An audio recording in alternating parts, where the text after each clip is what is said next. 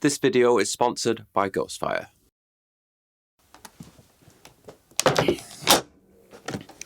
So this is the case that has the pedal board and the breakout board that I've been using for my live rig for the past 5 years, maybe something like that. And the breakout board that I actually use is a complete mess. It's been needing rebuilding for a long time.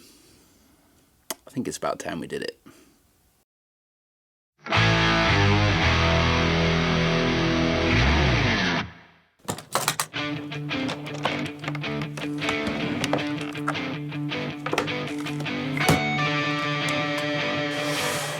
So this is the breakout board that I've been using alongside my Helix. It's a mess.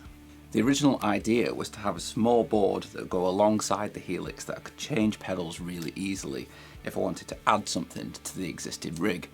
And that's kind of what I've been using it for, but it's become such a mess over the years by just pulling pedals off and rewiring things that it really needs sorting out. So the really cool guys over at Ghostfire got in touch and asked if I would be interested in building a pedal board using one of their new pedal boards. So they've sent me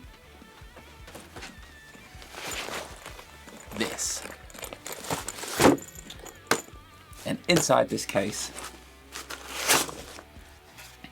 is one of their really cool SPL-03 pedal boards. So I figured that this could become the new breakout board. Not only is it bigger so I can do more with it, but it's also a much better solution than what I've currently got. They also sent me one of their solderless wiring kits so I can rewire the whole board and get it looking a lot better. So here's the plan.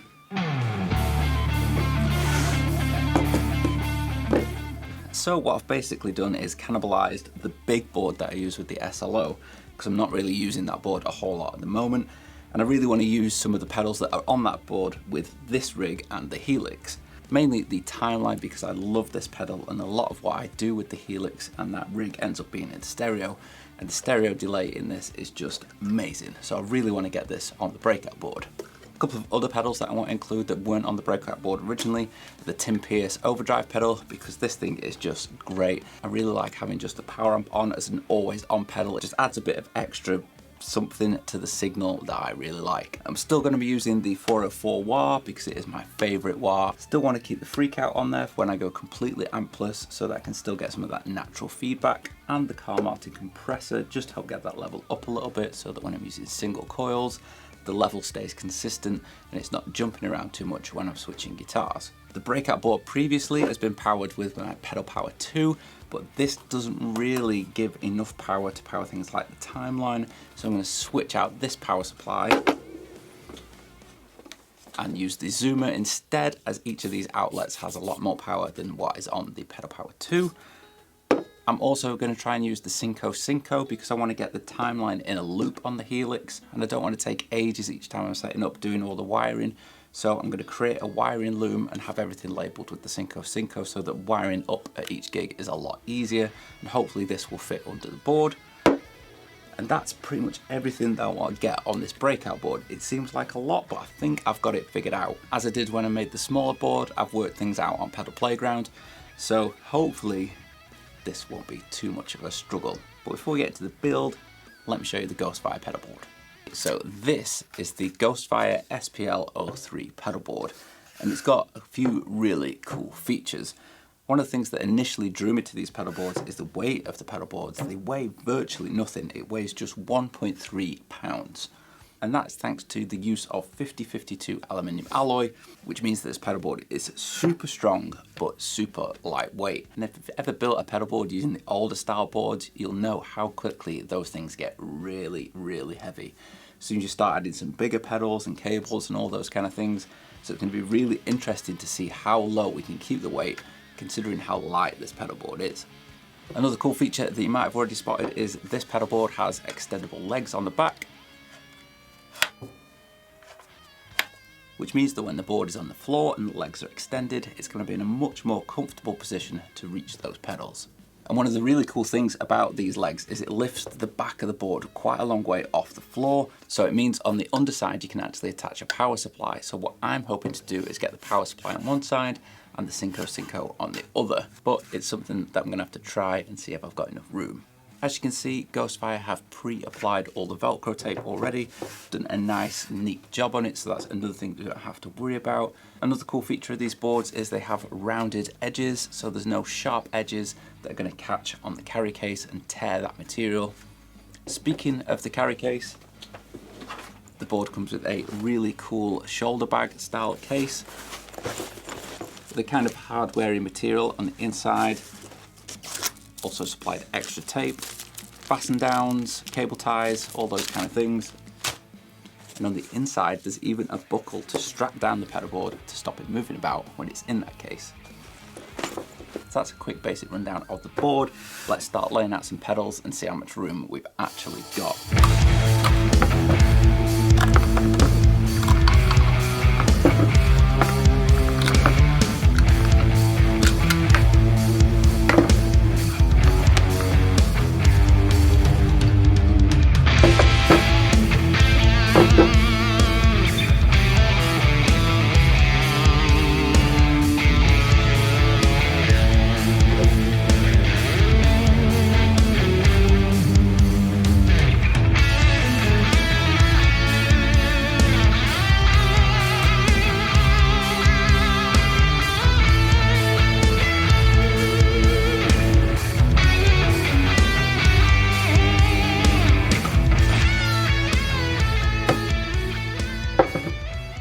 So I've got a layout done and I've actually got quite a bit more room than I thought I was going to have.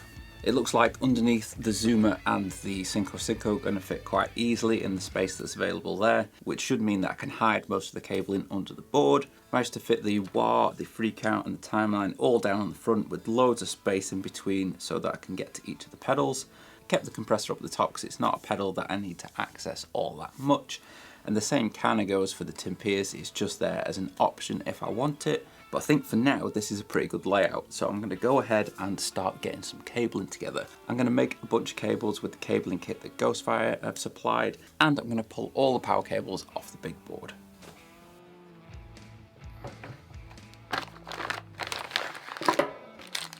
Okay, so I've just been working out what I'm going to actually have to make cable-wise, and as I've only got 10 of these Ghostfire ends, that means I can only make 5 cables. So I'm trying to work out whether I use these to wire the cables in between all the pedals themselves, or I use them to wire the cables to and from the Helix and the patch bay. I think what I'm going to do first is I'm going to turn the board over, get the Cinco and the power supply actually attached to the board, and then I'm going to do power first, and then I'll come back to audio.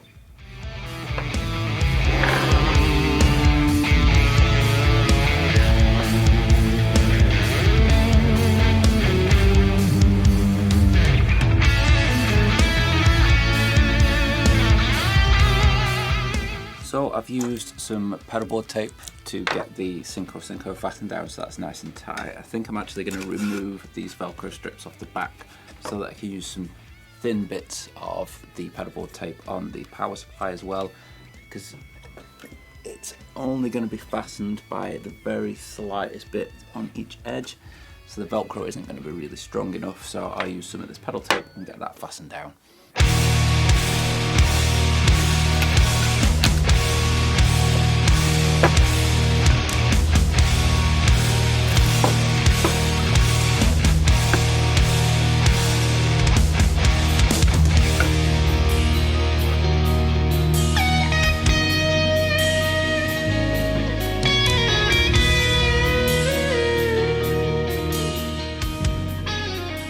So I've got all the power supply cables off the big board.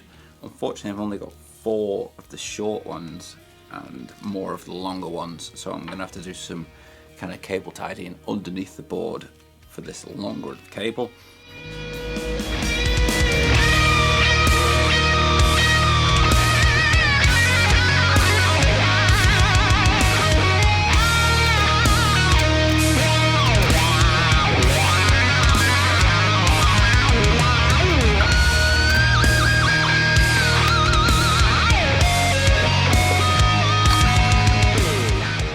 Got the power roughly done.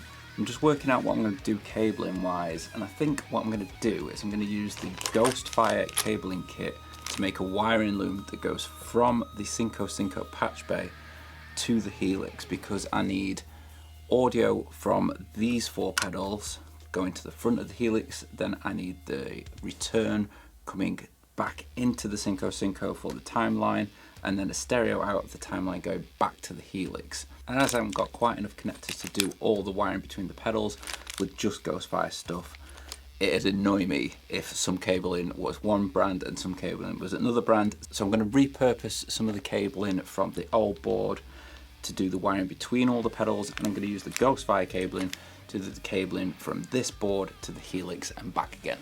So I've got a bunch of lava cable off the old board that I'm going to repurpose for the cabling for this board. I've also grabbed my cable tester just so I can make sure that all the cables actually work.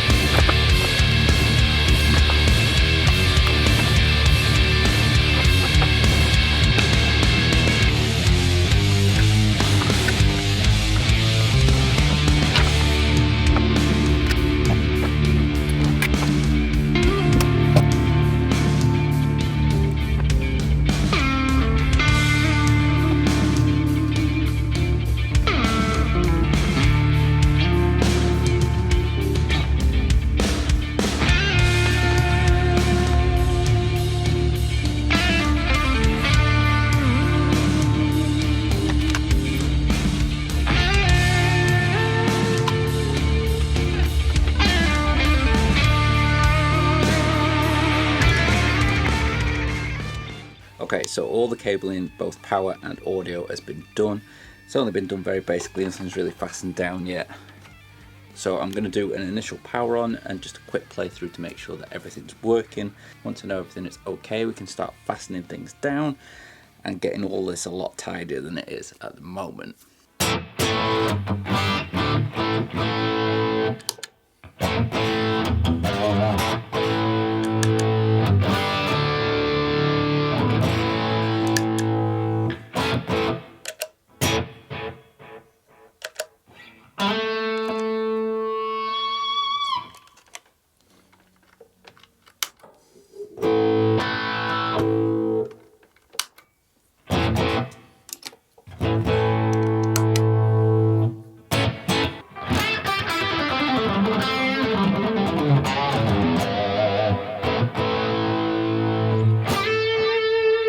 Cool, everything seems to be working there. Got the timeline running in stereo through an effects loop in the Helix. Everything's working in front of the Helix as well, so now I can tidy the whole thing up.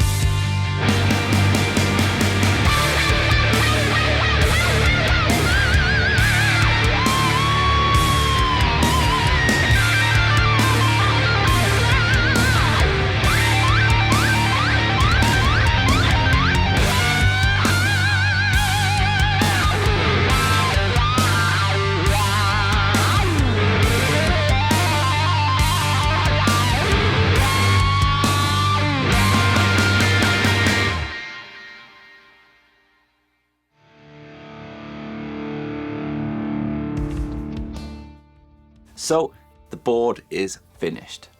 What do you think? I'm really happy with how this board turned out. Full disclosure, Ghostfire did send me this pedal board. and wiring kit to check out, but no money has changed hands, they have no say in the content of this video, and all opinions are 100% my own. So what do I really think of this board? I'm really impressed with it. I've already managed to gig it a couple of times and it's performed really well. It's really easy to set the board up with the Helix now that I've got that wiring loom in place. It means it's virtually just plug and play, super quick, super easy. I've also tried it out here in the studio with the SLO and it works really well with that too, doing 4 cable method so that the Strymon is in the loop of the SLO. And I just really like the board. One of the biggest things for me is keeping the weight down because I do a lot of traveling, and so having a super lightweight board is really important to me, and this board is really light. Even with all these pedals on, it doesn't weigh a whole lot at all. I've also been really impressed with the wiring kit that Ghostfire sent me. I've used quite a few pedalboard wiring kits and I like quite a few of them. I still use the lava kit on this board and I've used it on the big SLO board as well, but the recurring problem I have with some of those kits is the way that you have to actually build the cables takes quite a long time and it's quite fiddly. And although that does create a really strong and reliable cable, it can take quite a long time. And if you ever do have a problem with the cable, especially in a gigging situation, it can be quite a pain to fix. Now with the Ghostfire kit, it's probably the quickest cable I've ever built. It's just a case of feeding in the end and screwing it down tight. And the other great thing about them is they're not solely right angled or straight cables. You can have either or on either end. So you can have a completely straight cable, you can have a completely right angled cable, or you can mix and match and have one on each end. That's great when you're building pedal boards because you never really know how your wiring is going to go. And so being able to have either right angled or straight at either end means that you're free to make any kind of wiring run that you need to make. You're not being constrained by the design of the cable. It also seems to be really high quality ends and cable. They kind of remind me of George L cables if you've ever used those. So I definitely think I'll be getting another one of these wiring kits and changing out all the old lava cable on this board for the Ghostfire cable. As for negatives with this board, and it's not even a negative really, it's just my personal preference, I would have preferred the board to have come without Velcro pre-applied. That's because I like to use pedal tape just because it's that bit stronger, and it also leaves room on top of the board to do wiring runs and use standoffs on the actual top of the board to keep your wiring runs nice and clean. As it is with the Velcro already pre-applied, it means that all the wiring has to go underneath the board, which isn't really that much of a problem. It's just that sometimes I like to keep power and audio completely separate, so run the power under the board and the audio on top of the board. But wasn't able to do that with this board, so everything has to go under the board. Just means that you have to be a little bit careful and kind of clever on how you do some of your cabling runs.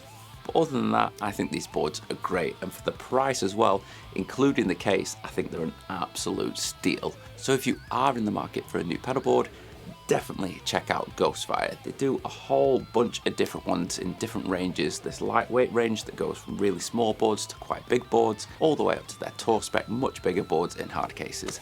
So there's definitely going to be a board on the website to suit whatever kind of board it is that you want to build.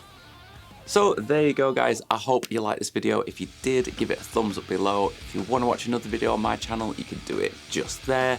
And don't forget to subscribe, you can do it right there. See you in the next one.